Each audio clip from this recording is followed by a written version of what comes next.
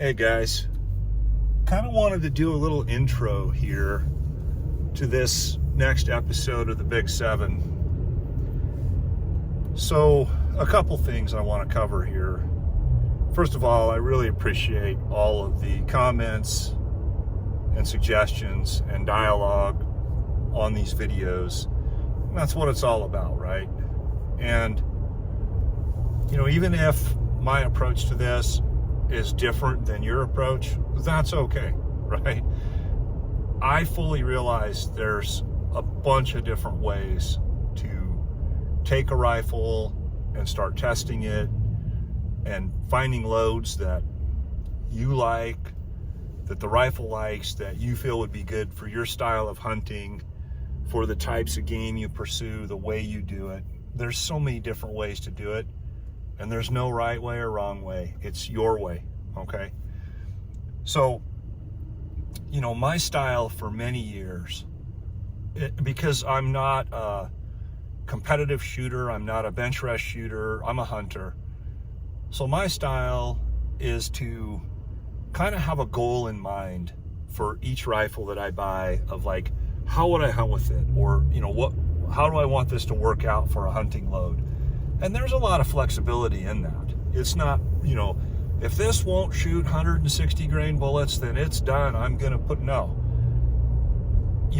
There's some flexibility in there.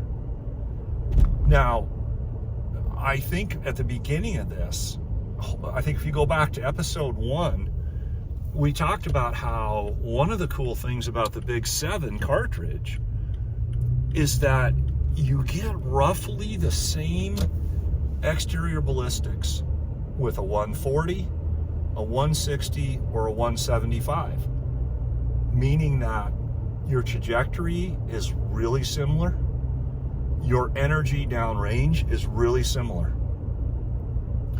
So that's one of the things that makes the Big 7 such an incredible cartridge, right? Is you've got a lot of flexibility. So for the way I hunt and the type of animals I hunt, anywhere from the 140s to the 175s is going to be fine with me on a bullet that will perform. In other words, the balance between what kind of muzzle velocity I'm getting and how that bullet's going to hold together at a variety of impact velocities. Because I can have animals pop up at 50 yards and I can make 350-yard shots as well. So I need a bullet that's going to work across a wide spectrum of impact velocities. But I'm okay if it's a 140, a 150, a 160, a 175 in the Big 7 because I can get basically the same performance ballistically, exterior ballistics. Now, there's one caveat, okay? I do believe, and this is based on my experiences. You may have different experiences, and that's just fine. That's what makes the world great, right? I do like to run the heavier bullets if I can. I think the ideal bullet weight in the Big 7 is probably the 160s. The best balance, in my opinion, of what velocities you can get with BCs, therefore trajectory, and all those different things. So I would like this rifle. I would like to find a load with the 160s, 162s that's high performing in this rifle. We haven't found that, okay? We haven't found that. We've had a couple sub-MOA groups with 160s, 162s, but very, very sketchy. Nothing that we can hang our hat on at all. And I haven't really messed with velocities. I haven't chronographed those. I'd want to be pushing 3,000 with that 160. I'd want to certainly be in the upper 2,900s. And honestly, sometimes Tikkas can be slow. I've noticed that Tikkas can be slower barrels than some other rifles, so I really don't know yet where we're at on that. That'll come later in our process. Now that said, if this rifle continues to prove out to love several different 140s, that's an excellent outcome as well. This 140s in the Big 7 I would use them on elk, deer, black bears all day long, especially like a Barnes, or if a Nosler partition would fly, or if AccuBonds would fly. We already kind of given up on those.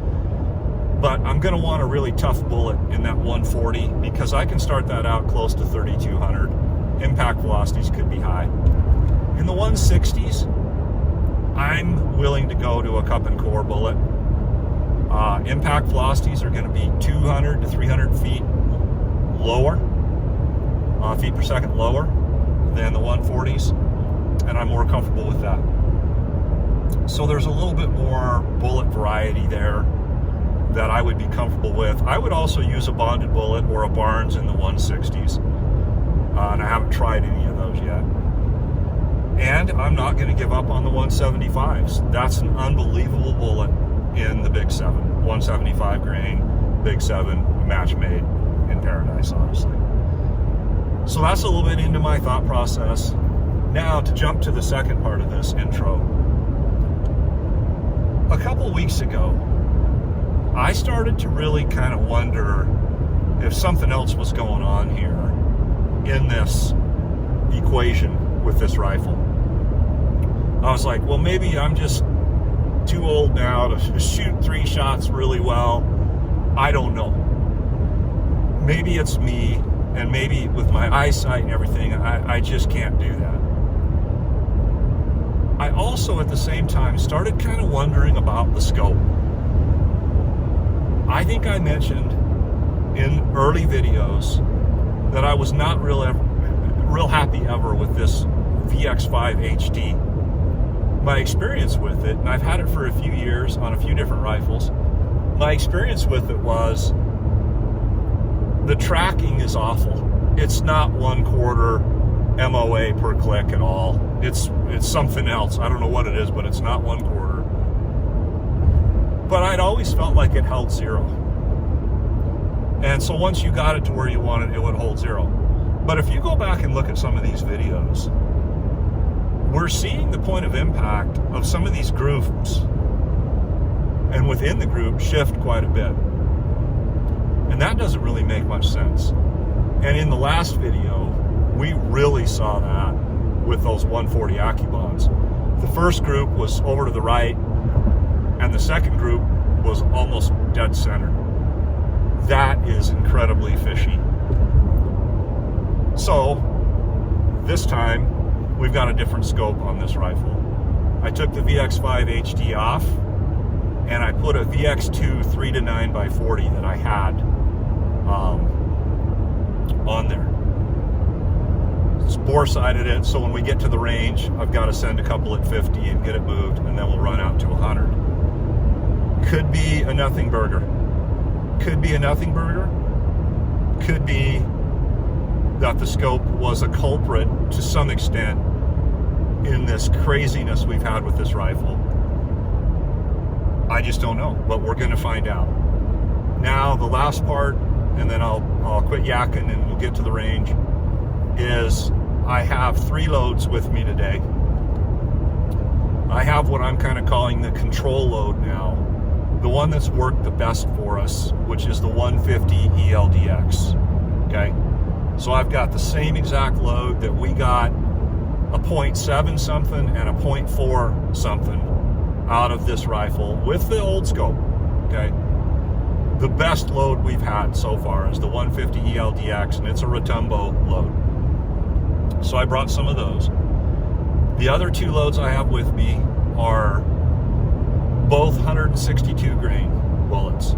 One is the ELDX. The other is the Cup and Core Hornady Interlock Boat Tail Soft Point 162.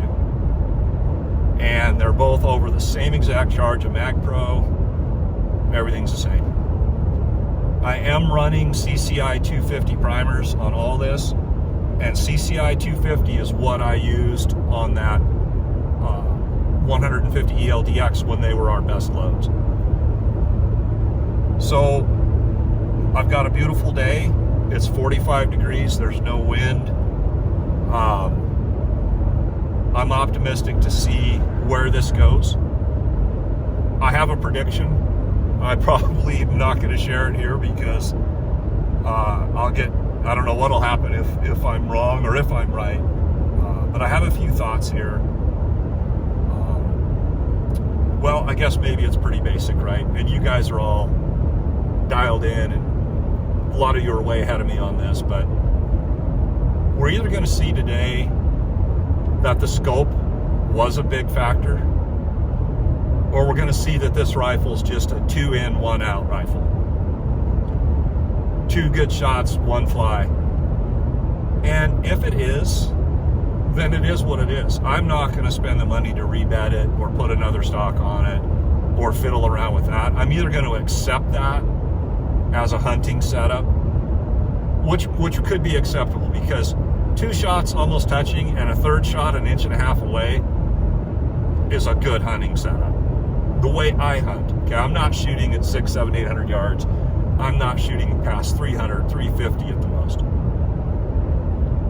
So that's kind of where I think we're headed. And if this turns out to be a 2-in, 1-out rifle, I'll decide, do I want that to hunt with?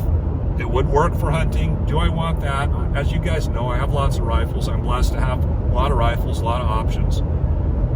Or will I move on to something else? Will I pick up a different Big 7?